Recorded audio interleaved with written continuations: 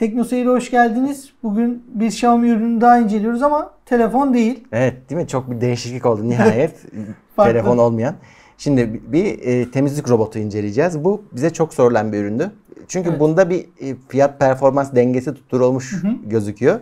Bize de soruyorlardı alalım mı edelim mi diye. Yani daha önce ben hiç görmemiştim Xiaomi'nin bu robotunu. İlk defa işte bu inceleme için geldi.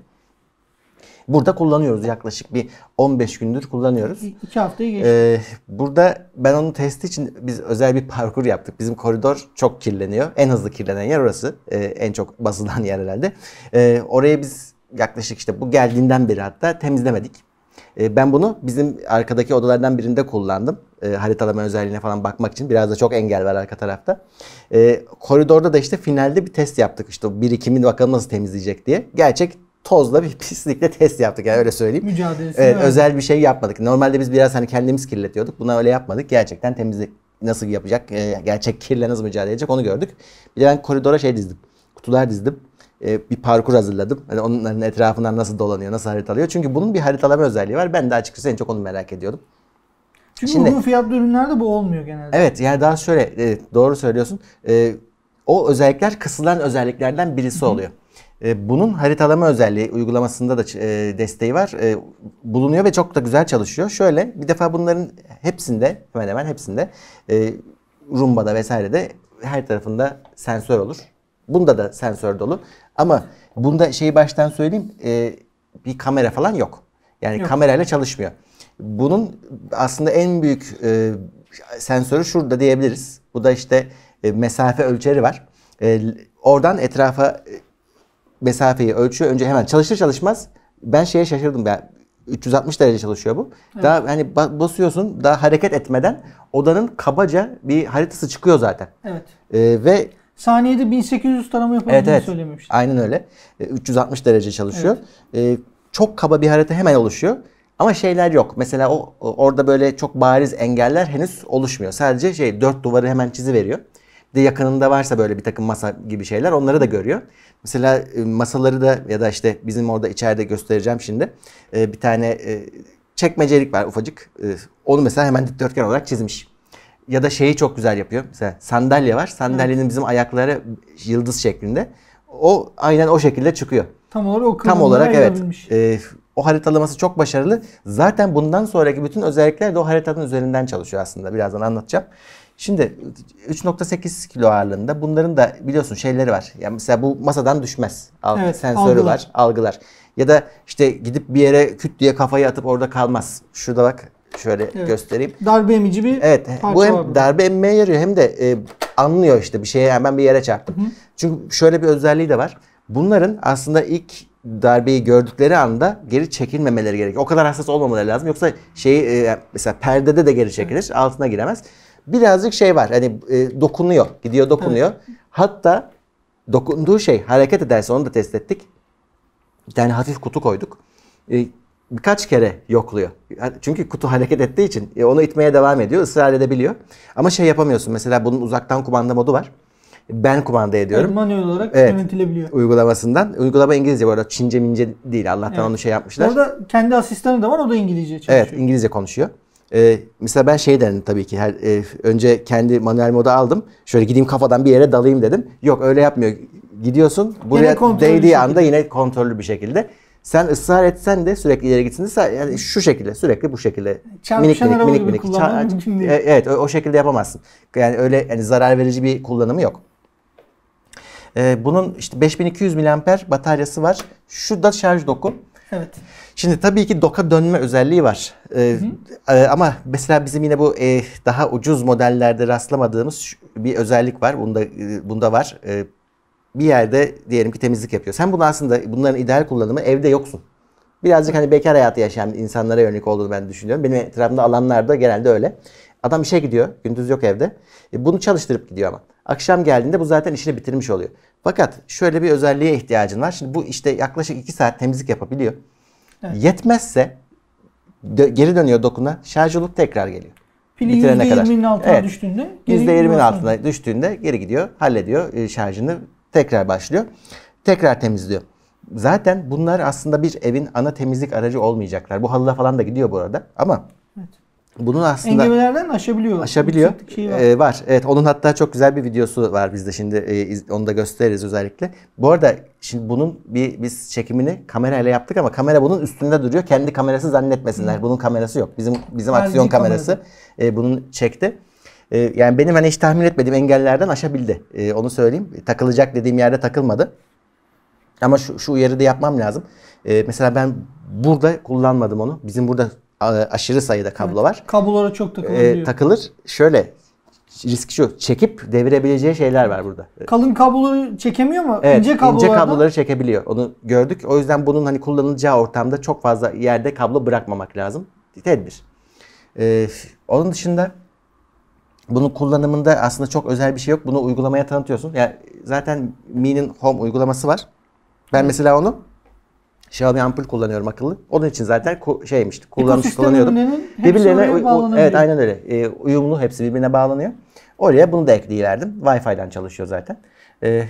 Çalıştıktan sonra da işte kumandası, o telefon bunun kumandası haline geliyor. Evet. Olmasa da çalışabilir ama yok, onu kullanacaksın çünkü bunun şeyi de var. Mesela emiş gücünü ayarı var orada. Sessiz modu var, balans var, turbo var. Onların hepsi oradan ayarlanıyor. Mesela dışarıdasınız diyelim, durumunu da buradan tabii yani uygulama bunun yani her şeyini kaydediyor. Ne kadar metrekare gitti etti hepsi uygulamanın içinde çok net gözüküyor. Onun dışında bunun dediğim gibi temel özelliği senin için ana temizleme aracı değil. Bak tekrar söylüyorum. Evi kirletmemek aslında. Temel özelliği bu. Yani normalde sen her hafta işte 15 günde bir temizlik yapıyorsan bu ne demek? 15 gün boyunca senin evin tozlanıyor, kirleniyor demek. İşte bunu çalıştırdığın zaman hiç olmazsa öyle o 15 günlük ana temizliğe gelene kadar etrafta toz yığınları, yumak şeyler oluşmuyor. Ki bu özellikle hayvan besleyenlerin evinde çok önemli. Çünkü onlarda bu dediğim şey oluşuyor. Halıyı o kadar derinlemesine çekemez. Tabii ki ama süpürge performansı. Şimdi halı var. Mesela bizim halılarda öyle çok fazla kendisi yapı bakımından çok uzun tüyleri yok şeydir. Halının kendisinden bahsediyorum. Ofis tipi diyelim.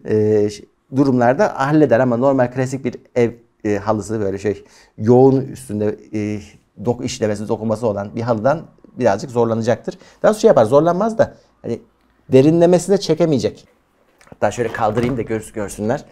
Bunu bu arada hani kaldırırsan güvenlik önlemi var, duruyor. Yani onu da söyleyeyim. Şurada görüyorsun, fırçası bu.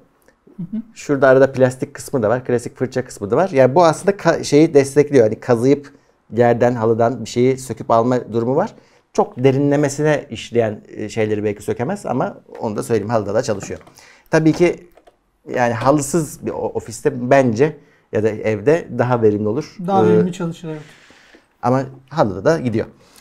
Şimdi 3.8 kilo olduğunu söylemiştim. Bunun her yeri sensör. Dolayısıyla şeyi bekliyorsun. Hani bakıyorsun böyle ilk başta merak ediyor insan nereye çarpacak, ne yapacak diye. Şimdi haritayı bir çiziyor. Haritayı kabaca çizdikten sonra bu sefer dolanmaya başlıyor. Dolanırken yine modellemeye devam ediyor odayı. Çalıştıkça daha net bir harita oluşturuyor. Odanın bir turunu attıktan sonra tekrar aynı yerlere geldiğinde artık şu çarpma olayı da yok. Çünkü artık biliyor orada sandalye var, masa var. Oraya hiç yaklaşmadan etrafından dolaşıyor ama çok açıktan da dolaşmıyor. Yani yine onun da aralarına girmeye çalışıyor. Sadece temas etmiyor. Peki haritada anlık bir değişim olursa ona adapte olabilir. Oluyor. Zaten şöyle bu hani çarpma mekanizması da biraz onlar. Yani sana da çarpabilir. Sen de odaya girersin. Bu da oradadır. Orada hemen haritada sen de gözüküyorsun. Senin ayağın gözüküyor. Yani ne oluyor? Bir sonraki turda sen yoksun. Yine ona göre güncelliyor haritayı. Harita sürekli güncelleniyor. Haritanın şöyle bir faydası var. Sen de haritada buna komut verebiliyorsun. Şunu diyebilirsin. Mesela haritanın odanın belli bir köşesini sen şeyi anlıyorsun zaten. Ha diyorsun burası balkon falan. Yani sen de kafanda canlandırıyorsun. O da gözünün önünde. Haritanın neresi oldu. Diyorsun ki böyle bir kare çıkartıyorsun, dikdörtgen neyse. Şu bölgede çalış diyorsun. Oraya gidip o haritanın o bölgesinde çalışıyor. Sen manuel olarak da tabii ki yani uzaktan kumandayla çalıştırabilirsin. Ya spot temizleme desteği var. Şuraya git, orada hallet şu diyebilirsin. Şu bölgeyi temizledikten sonra bırak. Ama en güzeli işte haritada senin istediğin yerin içinde dolaşıyor. Yani onu böyle bir kare içine aldığını düşün. O karenin içinden çıkmadan orayı dönüyor temizliyor. Bunlar işte haritalı sistemin güzellikleri. Yeni harita çıkarması da çok kolay. Bunu al hole bırak. Hemen holün haritasını çıkartıyor. İkinci turda zaten her şeyi öğrenmiş oluyor. Ve ona göre temizliyor. Şurada bak bütün bu tip makinelerde olan bir fırçası daha var. Evet, Bu, yan fırça. evet, şunun için gerekli. Bunlar işte yuvarlak ya. Şimdi duvara geldiğinde Köşeleri de yetişemiyor. Köşeye yetişemiyor. Bunun bir sensörü daha var. Duvar sensörü demiş. 1 santime kadar duvara yakınlaşıyor kendisi. Evet. Anlıyor duvarı. O da işte o aradaki farkı da şu kapatıyor ve köşeleri de temizlemiş oluyor. Bunun bir dezavantajı var. Benim diğer örneklerde de Rumba'da da görmüştük. Bir tane varsa yerde taneye şöyle bir tokat atıyor ve uzağa atıyor. Ama uzağa attı. Daha sonra onu da gidip sonuçta bir turun esnasında onu da başka önden alıyor. Yani bu bir kere fırça bir kere atabilir ama o bir daha o fırçaya denk gelmezse yine içine çekiyor. Ama bu kuru şeylerde daha mantıklı oluyor. Evet. Islak bir şey olursa o iyice bulamaça dönüşebilir. Aynen. Doğru söylüyorsun. Ama buna yapacak bir şey yok. Yani hepsinin çünkü bu köşe temizleme çözümü böyle bir şey. O yüzden arada bir taneli şeyleri fırlatabiliyor. Peki süpürge kaç metrekare alanda çalışabiliyor? Kendisi 250 metrekare demiş Xiaomi'nin. Ama şöyle biz onun da testlerini yaptık. Mesela ben bunu aldım. Bir anda rastgele buraya bırakırsam şöyle bir dezavantajı var. İşi bitti, doka dön diyeceğim. Arıyor, etrafına bakıyor. Doku bulamazsa kalıyor orada. Gidemiyor yani. Doku aramaya çıkmıyor. Önce bir kendi etrafında bir tarama yapıyor. Bulamazsa gitmiyor. Onun da yanlış hatırlamıyorum 5-6 metre bir menzili var aslında. Evet. İlk teması 6 metre içinde kurması gerekiyor. Evet, yoksa duruyor. Ama şunu yaptık. Bunu serbest bıraktık. Yani daha doğrusu şöyle dokundan hareket ettirdik. Bu odadan çıktı, hole gitti, holün en ucuna gitti. Artık hani gerçekten görmüyor onu hiçbir şekilde. Uzaklaştı o 6 metrenin. Evet, biz de görmüyoruz. O 6 metrenin de dışına çıktı. Dön dediğimizde geri dönebilir. Çünkü haritada doku işaretlemiş. Evet. Yani nerede olduğunu biliyor bildiği aslında. için dönebiliyor. Bunu işte rastgele koyarsan ilk başta çıkış noktası dok olmazsa eğer bu ilk başta bahsettiğim sorun olabiliyor. Ama doktan hareket ederse onu oraya işaretliyor. Ondan sonra geri dönebiliyor. Zaten haritayı bütün olarak yapıyor. Mesela odadan çıktı, odanın haritasını oluşturdu. Burası oda 1 demiyor. Oda bitti, hole mi çıktı? O harita uzamaya başlıyor. Evet, bütün olarak. Tabii bütün olarak. Yani bıraksan bütün evi haritalayacak zaten. Öyle yapmak ister misin? Olabilir. Sonuçta 2 saat çalışma süresi var. Evinde küçükse 250 metrekare dedim ama ya onu şöyle düşünmeleri lazım. Bir yerden birkaç defa geçince onu da aslında metrekare hesabına sayıyor. Ben şu kadar metrekarelik bir alan temizledim diyor uygulamasında. Ama işte 5 kere dolandın belki de aynı yerde. Evet, bütün evi temizlettirebilirsin. Bütün evi de haritalayabilir. Şeyler var. Bu aksesuarlardan Türkiye'de satılıyor bilmiyorum. Engeller var. Yapay engel oluşturuyorsun. Buraya girme diyorsun.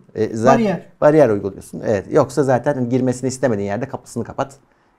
Öyle bir çözüm bul. Peki öyle demişken yedek parçalarını bulmak kolay mı? Ya sitesinde çok fazla yedek parçası var. Her yedek parçası var, çok ucuz. Evet. Ama yani 5 doları geçmiyor. Evet, Türkiye'de hani onları ithalatçılar kaç tanesini getiriyorlar onu çok açıkçası bilmiyorum. Ben baktığımda pek göremedim yedek parçalarını. Ama herhalde hani arıza durumunda sonuçta garantili o parçaları temin edeceklerdir diye tahmin ediyorum. Değil mi? Buradaki parçalar mesela fırça çok kirlendi, yıprandı. O tarz malzemelerin işte ya da filtre sürekli değişmesi gereken bir şey. Artık onu yani çok zorda kalırsan buluyorsun. Sonuçta yurt dışından almak mümkün. Çok pahalı şeyler de değil.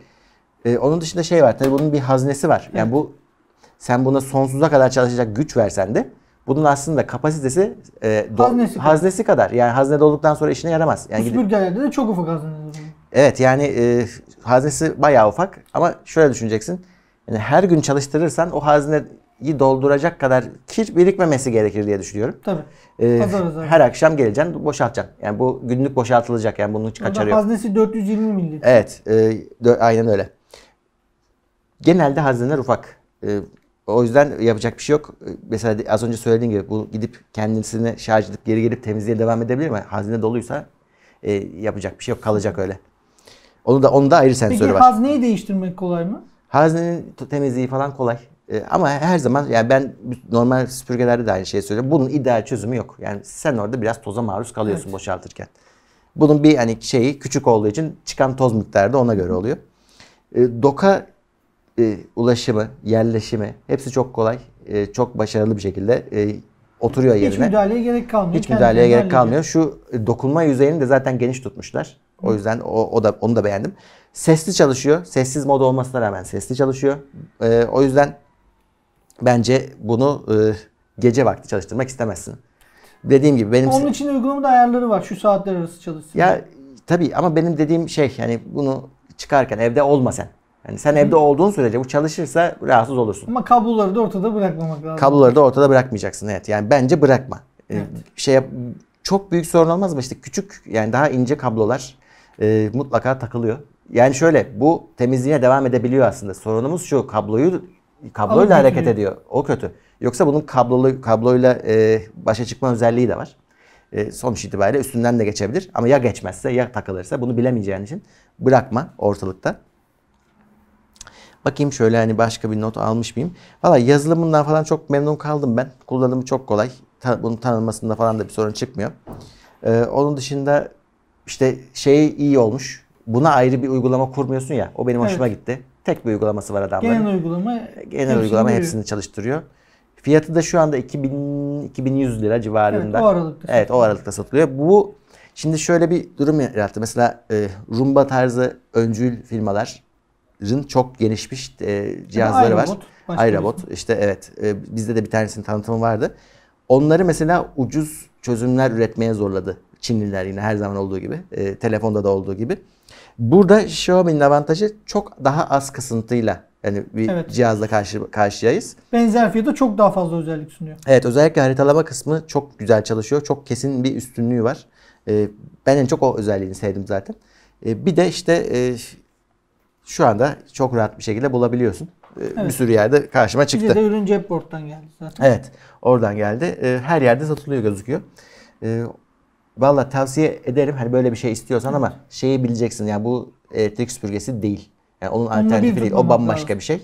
O tam temizlerken bir yerden sonra akıllı gırgır gibi bir şey oluyor bu. Evet, öyle. Yani bu evin rutin kirlenmesini yavaşlatacaktır. Kesinlikle o yönde bir etkisi olacaktır, ama yani bununla ben bütün evi temizleyeyim işine girersen orada hayal kırıklığına uğrarsın. Çünkü ne emiş gücü normal süpürge gibi, ne de işte hani sonuçta çalışma piline bağlı çalışıyor motor. Piline bağlı, tabii aynen öyle. Kötü değil bu arada, yani biz yerde bir şey bırakmadı, görecekler zaten, gördüler hatta. Yok, kendi klasmanı içinde iyi bir ürün zaten. Çekişi evet ya, ama işte dediğim gibi normal süpürge yerine almasınlar. Benim derdim o, onu bilsinler ya. Bu başka bir amaçla üretilen bir ürün. Hepsi ya, bu ürün kategorisi. Yok tam bu aradığımız şey diyorlarsa, biz böyle bir şey arıyoruz. Biz yokken işte evi süpürsün etsin. Tamam, o işleri hallediyor. Onun için bunu tavsiye edebiliriz rahatlıkla.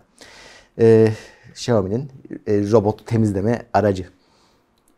Başka bir incelemede görüşmek üzere.